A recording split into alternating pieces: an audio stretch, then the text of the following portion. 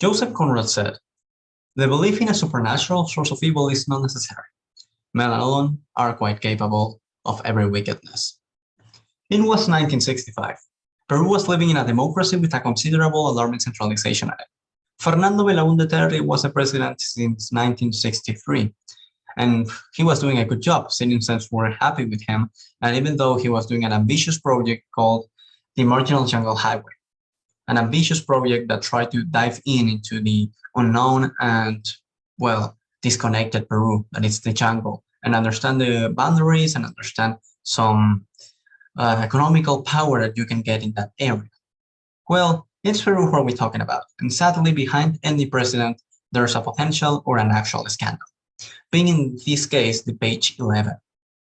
The Page 11 scandal was part of the bigger issue called Las Breas y Pariñas issue.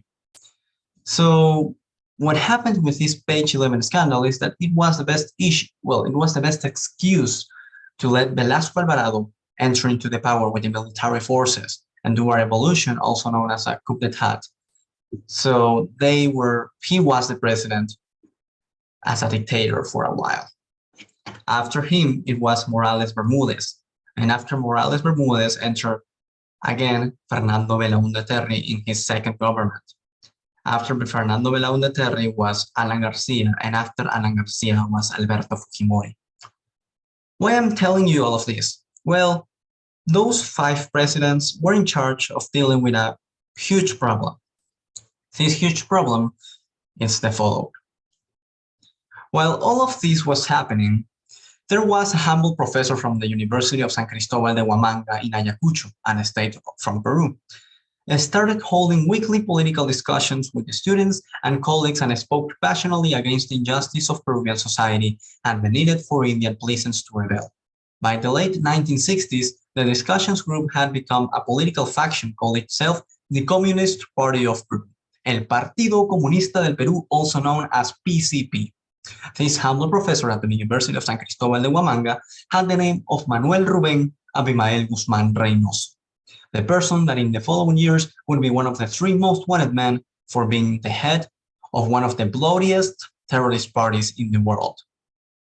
I am talking about Shining Path, or Sendero Luminoso. Well, following Alan Garcia words, ex-presidents in 2 occasions of Peru as described, since 1970 and in the last 10 years of the military government, this criminal party, apparently ideological and Pol Potist direction, was reinforcing itself in Ayacucho. Why? Well, it was a state historically connected to the Indian protest, and that's the main reason in which this place was strategically chosen by its heads. But it's not necessary everything was like told.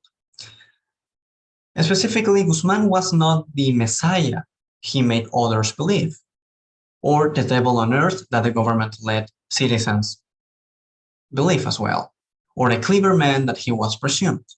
In fact, as Alejandro Godoy describes, Guzman had the will, conviction, and argument with the strength and balance equivalent to a house of cards. As well, Gustavo Gorriti describes that Guzman was not as clever as the government-led believed, and demonstrate how Guzman was another selfish bastard that was allowed to do what he did for the non-attention from the government to all the signals, alarms, and details that they were receiving through decades. According to Luis Hachimowitz, Guzman was not a particular person, because even though his intelligence was not out of the normal range, he was absolutely good at the moment of talking and convincing.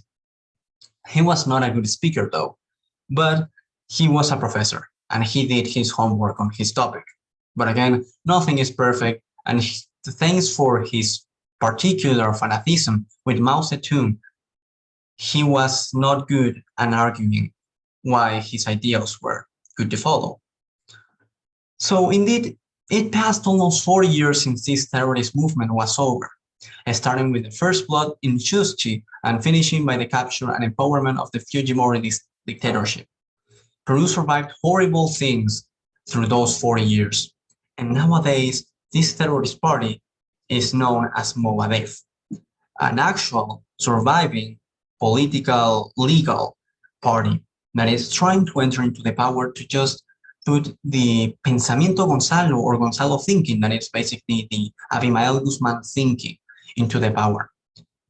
Now, nowadays that we are having plenty of protests in Peru, they are more than there to do their commitment. So, brothers and sisters, this is everything about Shining Path.